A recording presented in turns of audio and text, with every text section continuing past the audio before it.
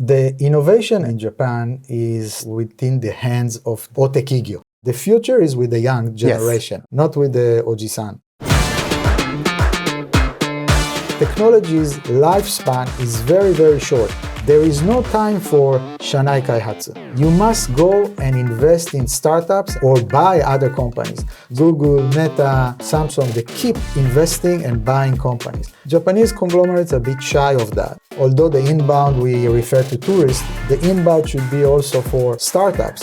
Make Japan great again. Make Japan great again. クロスディグ101です。今日のテーマはですね、36年間日本経済を見つめてきた、プライベートエクイティ投資家から見たですね、日本の未来、日本の可能性について議論したいと思います。素晴らしい方をゲストにお呼びしています。ご紹介します。チャータートグループ創設者、エアル・アグモニさんです。エアル、welcome to our show. Thank you very much for having me. Yes, so you founded Chartered Group. Could you explain to the audience what Chartered Group is? What you guys do? So Chartered Group is, by DNA, we are private equity. We've been here for 36 years, investing in Japan.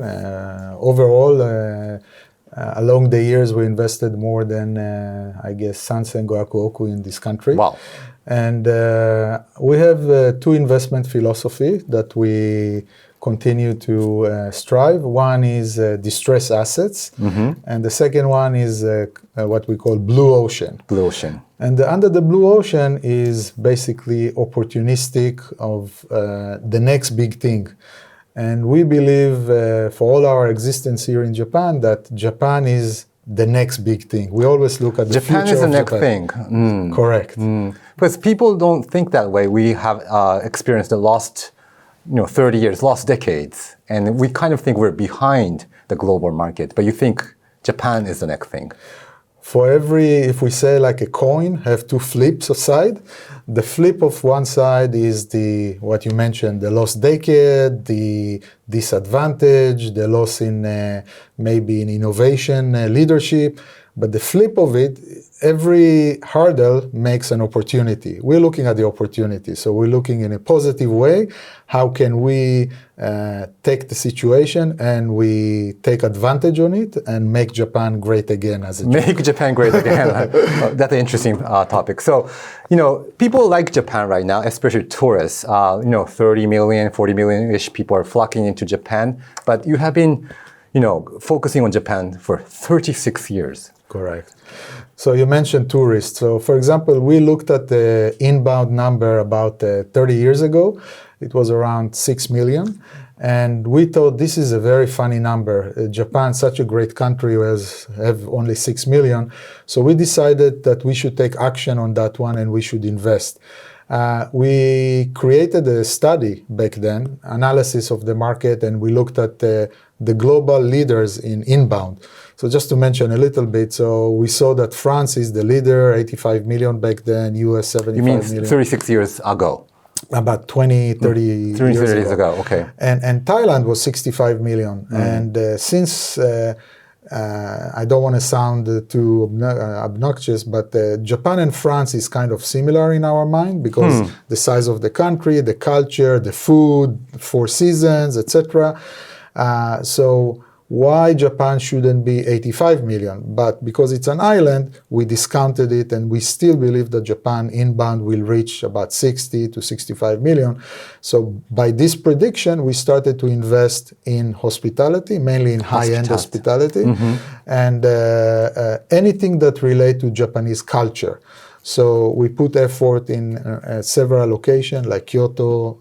Aman Kyoto? Aman Kyoto, we created it from scratch. It's a luxurious hotel, very beautiful hotel. It's the number one hotel in Japan for the last 5 years. This November 1st is going to be the 6th year of operation, and we will open the most luxurious and traditional tea house ceremony that is built together with Urasenke.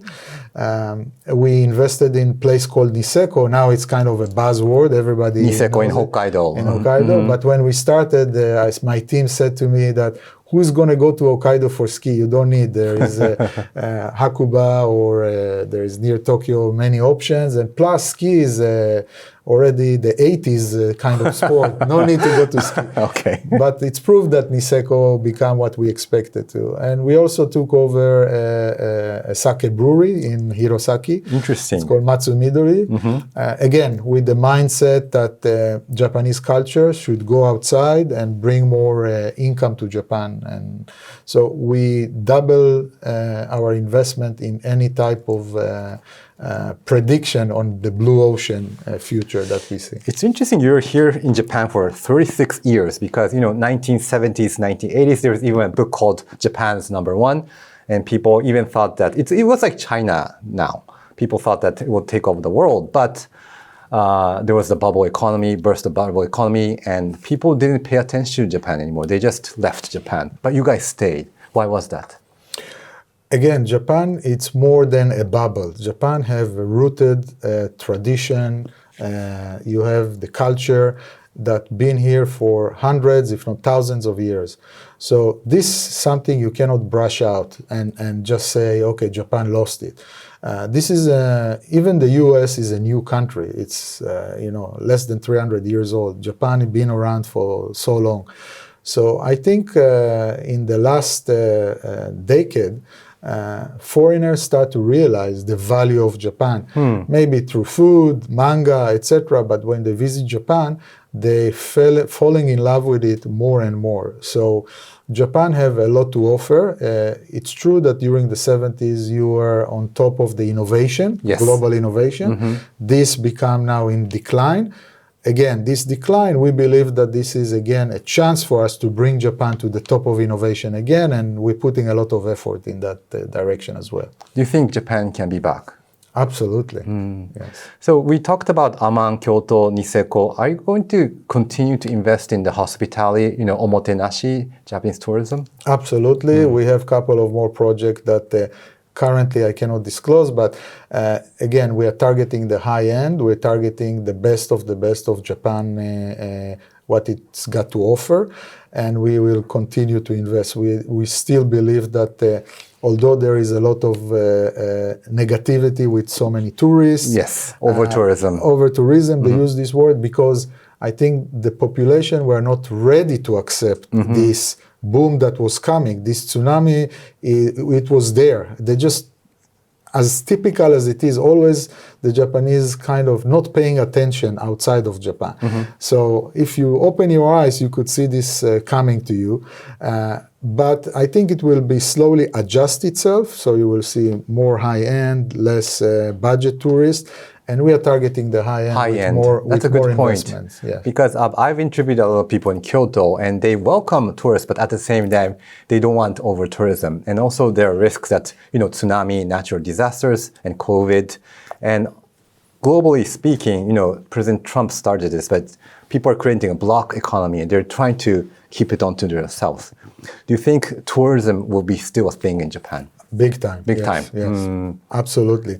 If you ask anyone in Torn Asia, in Asian Pacific, or Europe, or Middle East, or the US, which country you want to visit, the first choice is Japan. It wasn't like that in the 90s. Right now, everyone that you ask from young age to old age, everybody like to visit Japan. And the thing about Japan, it's they don't want to visit it one time to experience. They want to come every year or every season. So they are repeater, which is a big advantage. Some countries, for example, if you go to the Maldives, you will go once and enjoy it. You're not going to repeat it twice a year, right? But Japan is definitely a destination for repeaters. So when I talk to Japanese, locals, so it's a very complicated, about Japan, it's very complicated. If you drink a drink from a PET bottle, you have to tear out the wrapper, throw it in a different trash can. It's a very complex country, and foreigners do not maybe kind of get that. So what's the best balance between preserving tradition and also pushing innovation in Japan? So The innovation ecosystem in Japan is traditionally within the hands of the big companies, the otekigyo. And it was good during the 60s and the 70s because after the war, Japan needed to build itself, and those big conglomerates had the muscles, they had the money, they could hire a lot of people, and what you call develop innovation by the power of the corporate. Fast forward, we are in the 21st century, and then, as everybody knows, the AI is taking over the world, and the startup ecosystem globally is actually replacing the conglomerates. I can mention many examples, but by having a good ecosystem of startups, the innovation will take lead again. The problem in Japan right now is that there is initiative to create ecosystem with startups, and the government is really promoting. Yes, Kishida said he will invest heavily on startups. Correct. Everybody wants to invest. But the thing is that your conglomerates are too strong and they are basically dominating the market. To give you a best example is that when you have a university graduate and they finish and they're becoming shakaijin, or they're going to the real life world, most of them wearing the black suit, the black bag, and going for the job interview. Yes. All of them wants to find a job. How many or what percentage of them actually not wearing the suit and decide, I'm going to set up my own startup? Very, very small number. While in comparison to other countries, which that number is very, very high. So the more young people will feel comfortable that there will be support for them to set up a startup, to run on their ideas, and to get some funding from either VC or from the government, etc., then the ecosystem will develop. However, this is not developed yet, and we believe this is an opportunity. We are investing in that one because the future is with the young generation, not with the oji-san. So not with the oji-san. Yes. So I came from a startup before joining TBS. Oh, you did. So TBS is very traditional daikigyo, but I was one of the founding members of a startup. So I know what it's like, and I believe it's changing. So and we have heard this narrative that Japanese are full of daikigyo, but I think they're changing. And what area do you think that Japan can compete against the world in terms of startup and new technology? So traditionally, Japan is very good in robotics. Or manufacturing. So as Chartered Group, we put our effort into deep tech. Deep tech. So deep tech, in a nutshell, it's a technology that is backed by IP, by patent, by technology, and it's not easy to copy and to for somebody to. So it's not like if I give example of car sharing app. That's basically a function of money. If you have money, you can set up your own car sharing, and algorithm may be unique, but it's not really a deep tech. Deep tech is something that require a lot of research, R&D, specialists, and a lot of money to bring it to the market. So I think Japan definitely have a room to grow there. We believe in Charter that everything that is labeled made in Japan is definitely the best in the world and can be the best in the world. It still can be the best in the world. And I always give an example to my colleagues, and I said, if you go and buy a 30-year-old Toyota, it still runs very well. Yes, I agree. But 10 years forward is maybe a problem. So deep tech, AI. So AI still US is, I think, winning. OpenAI, China has DeepSeek. Do you think Japan can compete in such a competitive market? They need. Japan, the issue here is since the conglomerates are very strong and they got all the money and they get all this engineering, usually they tend to do something that they call the internal development or shanai kaihatsu. Shanai kaihatsu, which was good during the 80s, maybe, that you could come up with a new idea of a product, you develop it and you sell it. So they try to do everything in-house. Okay. And back then it was great. Why? Because if you remember, I can give you one example. There used to be a product called Panafax. If you remember, everybody had at home like a Panasonic fax machine. That's way ages ago. Yes, ages ago. But if you buy one, you keep it for 10 years, 12 years, 15 years. You don't need to buy every year a new one. True. So once you do Shanai Kaihatsu, the product is very solid. It's made in Japan, and you can keep it for a long time. However, now, technology's lifespan is very, very short. For example, the smartphone I have in my pocket, I will probably keep it for not more than 2 years. The smartwatch that you have, you will replace it very short. So technology is being replaced on a very short span. Why is it important? It's important because once you understand it, there is no time for Shanai Kaihatsu. There is no time to do it all in-house. You must go and invest in startups and bring it into your company or buy other companies. So how American companies, Chinese companies, Korean companies, European grow, they're constantly buying other companies and observing their technology. You know, Google, Meta, you name them, Samsung, they keep investing and buying companies. Japanese conglomerates are a bit shy of that, and they still stick to their internal development, which is fine, but they're missing the chance because once you are done with the product, the market already, somebody moved your cheese, if you know the term. Right. So suddenly AI came in and shuffled all the cards, and you know, there is no LLM in Japanese right now. No. There is the English one, which is translated to Japanese, but maybe the one that we all use, the ChatGPT that we use in Japanese, maybe it's not the latest version. So you're always getting now not the best of the best. That's true, yes. You should always be on top. So Japan definitely need to do something about it. We are starving to do something about it. So we are a player to not just say make Japan great again, but actually participate and support the market and to head to that direction. So how can Japan participate? Because we are filled with, even we're shooting this on YouTube, which is a Google product, and we have Amazon, Facebook, Instagram, everything's in the US, Zoom, US, ChatGPT, US. So we get the next version, and how can we keep up? Or we have to be just consumers? So let's mix a little bit the topic that we started with the inbound with the tourists, and the topic of the technology. Okay. Currently, Japan is inward looking only on Japanese. You should change it. Ecosystem of startup must be international. If you look at Silicon Valley, if you look at Israel, if you look at Singapore or other countries, it's a mix of nationalities. They help each other. They leverage on each other's idea. So you should welcome more startup to this country from outside. I see. So although the inbound we refer to tourists, the inbound should be also for startups and mix the ecosystem, help the Japanese and mind change. When we talk to each other, different nationality, we can brainstorm different idea. Your idea is coming from your tradition, my idea coming from my tradition, and we can overlap on several issues, but we can, I never thought about this one. I never saw this idea. And then you create something together.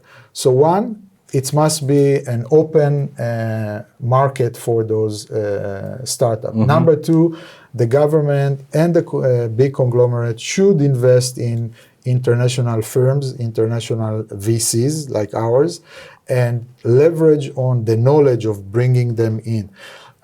Number three, the Japan Stock Exchange. The Japan Stock Exchange is globally ranked second or third in terms of size, but there is almost no international listing. Why NASDAQ and New York Stock Exchange have so many international, or AIM in London or Frankfurt? Basically, legally, it's no problem for foreign, but there is kind of slow adoption here. So welcoming more startup to list here and create the ecosystem top down, not from top down, bottom up, that will be the future. Once you have it here, those foreigners that successfully, together with Japanese partners, they will create the next thing and the next thing, and you need to catch up. So yes, it's behind now, but that's exactly the opportunity. Don't give up. Don't give up, okay. Yes. So inbound of startups, that's an interesting way to put it, because when we think about inbound, we think about tourists and also the negative side. We talked about over tourism, bad behavior tourists, people walking on the streets, jaywalking, yes, going to 7-Eleven, messing around. But you're talking about business people entering the Japanese market and creating value for Japan. Absolutely. Like us, what we did. So, Niseko was, a sleeping town. We saw the opportunity. Now, I would say by 2030, which in 5 years, it's going to be the most expensive per tsubo land in Japan. Not Ginza, not Omotesando, Niseko. That's an opportunity, and it was there. This is nothing to do with me. It's Japanese asset. It's Japanese land. It's Japanese takaramono, the yuki. So same with currently, take for example the AV industry for cars. Toyota could make Denki Jidosha by themselves. They have this technology, but they slow down on this decision making, and now the Chinese or Tesla or others taking over the market. I'm not saying it's the right decision, yes or no, but I'm saying is that be more open, welcome more ideas from outside, invest money in them. Yes, there is risk. Yes, you're going to lose some money. And this is why Japanese are always reluctant, nigate. So they don't like to make a mistake. But in fund investing, in new technology, you always, you never get it always right. You could lose it. Yes. And making a mistake, it's not a problem. In my culture, Jewish culture, making mistake is welcome. The more mistake you make, you learn from it. Interesting. Opposite of Japan. Yes. So your VC fund, $400 million US, you're helping global startups entering Japan. So how can we attract foreign investors? Because tourism, I know, we have egg sandwiches, sushi, Kyoto, but what's the point of business sectors? What's attracting them? Let me talk on a specific opportunity. Maybe American startups, it's very difficult for them to resonate with Japan because they have the Silicon Valley, there is a lot of money there, and they have the market. It's a huge market, and it's the number one leading market. Let's say Chinese one, they want to be number one by themselves, so I rather don't see them coming here, but maybe because of the tax issue in China, some startups founders will find Japan as a better place to be. The best combination for Japan, in my narrow-minded mind, is Israel and Japan. The reason is that Israel is a very small dot. It doesn't have a big market, but it's second to the US in creating startups. So most of the startups ending up in the US, and all the big names that you mentioned, they're all buying those startups, and every time you have a unicorns coming in. I believe that between our two countries, there's a blue ocean. So bring them here, tie up with the Japanese conglomerate, tie up with the startup ecosystem, invite Tona Asia, more Southeast Asian startups also to come here. People would love to live in Japan. They love Japan already, as we mentioned. So welcome them here from tax perspective, from domicile perspective, from support perspective. You need to create an ecosystem. So it's uphill. Every country is now trying to create that ecosystem. Yes, Thailand is trying, Singapore is trying, Vietnam is talking about this. Everybody is trying. So Japan is currently the third largest economy, but let's say in the democratic world is the second largest economy. Leverage on that. Why you are sleeping? Make more of effort to bring them here. They would like to bring them here. Singapore is definitely got advantage because it speaks English and tax perspective, but it's a small place. Japan is a big place, and it's create a lot of opportunity for somebody to come. So find out what is the advantage of this country and offer it and welcome them here. So we talked about tourism, AI, deep tech. How about defense tech? Because, as you know, Japan is trying to increase the defense budget in the 1 to 2 years. What's your thoughts on that? So where is it come from? This terminology, defense tech, is interesting. We used to call it dual use. Yes. So technologies that can be used for both aspects. So it can be from USB to SNS, used to be a military-grade technology. Now we use it in our real world. But I think what's happened in the last couple of years since the Russian-Ukraine war is that many countries realize that they have to take care of their own future. There was kind of concept that somebody will come and help me. Somebody will come and take care of me. And as a realization, everybody realized that you are owned by yourself, and your future should be in your own hands. Now, Japan is one of them, although you have a lot of US base here and you have a lot of agreements. So in Japan, someone might be US. US might help us, but that's changing right now, yes. So everybody's busy. You see, the US have its own internal looking mind. A lot of issues internal. And from tariffs and taxes, they always look at themselves, which is fine. Japan need to look at itself as well. And it used to be that when a couple of years ago, when we started with high tech here, when we said dual use, it was kind of a word that the Japanese conglomerate didn't like, because when it's come to defense, it's very sensitive. Negate. Yes, because of the history in the World War II and everything. Yes, correct. Yes, but the world is moving forward, and you need to wake up. So they say that I hear the terminology "heiwa boke." It's okay. Nobody wants war. Nobody wants to engage. I'm sure Ukraine didn't want their war with Russia. But if it's forced on you, you should be prepared. That's why I think your government increased the defense budget. And so where is this budget going to go to?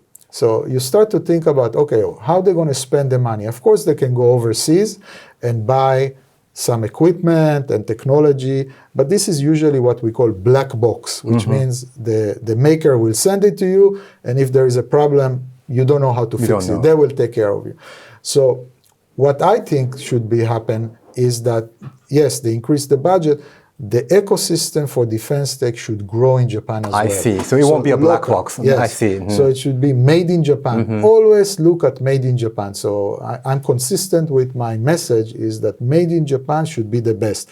So yes, you have a gap to catch up with this technology, but gap can be acquired. This technology can be, so bring in some foreign technologies, set up factories here, develop the industry. Don't be afraid to mention that you want to protect your country. It doesn't have to be like words like missiles or bomb. It can be even cybersecurity and other initiative. So all these levels must be with open eyes. No need to be afraid of them, not to have a negative impact. At the end of the day, you want to, keep this country for the next thousands of years, That's not true. only the history. And if we were to rely on foreign technology, it would be a black box. And if we were to use it, I don't want to use it, but if we were to use it, we won't know what's inside, how it works, and everything. Not only that, when the supply chain, when you need, look at what's, again, happened with Ukraine. When you need stuff, I can supply you, I cannot supply you. So you depend on somebody. When you manufacture it locally, when you have it locally, that's a different story. You have your own future in your own hands. So this is not a political show, so I don't want to be too political, but there are a lot of parts of defense technology. So the good part is, even the internet, it had connections to defense technology, satellites and everything. But, some critics argues that, when profit-driven motivates defense technology, it will lead to a kind of arm race. How can we put the balance between having our defense technology and keeping the world safe? So, you see, if you come to a situation and you are naked, which you have, because you thought that the world should be safe and I should not arm myself, it's one strategy. And this strategy is basically expecting to the other side to say, I'm not armed, I'm okay. Please help me. Don't do anything to me. Can you trust that? This is really the kind of game theory. You should be completely defenseless just because you believe in the future of the world. Maybe if you are well protected, the other side will say, okay, they're well protected. I should think twice before I make a move. So the point here is not to be aggressive, not to take initiative against someone, but always be ready. It's better to be ready than sorry. Good point. So we need to wrap up. Let's talk about Japan as a whole, the economy. So you mentioned a lot of hopes in Japanese economy. So as a final comment, so what do you expect for Japan? What areas, the Japanese people, Japanese engineers, or the young generation? So human talent is key word for future of the country. One of our initiatives is that last year we took over a cram school, after school in Japan. Cram school? Yeah. Interesting. It's called Wisdom Academy. In Japan, it's 学習塾. Right now we have about 1,500 kids, but we're going to grow this. We're going to acquire more. The reason behind it is not to teach them better mathematics or stuff like that. The idea is that we want to enhance, is more into leadership, more into entrepreneurship, and more about the self-confidence of yourself. Oh, so it's a cram school, not for a paper test or the exam, but more leadership. Yes, so we would like to increase it, and the new generation should feel more comfortable as leader. They shouldn't only follow orders from the elderly or from the boss. They should come up with their own idea, not be afraid to make mistake, as I mentioned. So we trying to involve a little bit of my Jewish background into the Japanese future, and educate those kids into better talent that will help this economy. So we talked about defense, we talk about high tech, we talk about tradition and of inbound and tourism. Everything at the end of the day is talent. And the more talented people will be here, the more attractive this country will be. True. So we are starving to create better human talent in Japan, and I think the DNA here is one of the best. Do you believe there's a lot of talent in Japan? Absolutely. And we need to unleash that. Correct. Just give chance for everyone. Give chance. Yes. Okay, thank you. はい、ということで本日はチャータードグループ創設者のエアル・アグモニ氏さんとお届けしました。ぜひ皆さんチャンネル登録もお願いします。今後も日本だけじゃなくて海外のゲストもこうやってお呼びしたいと思います。So thank you for joining our show. I really enjoyed the conversation. Same here. Thank you so much for having me. ありがとうございました。ありがとうございました。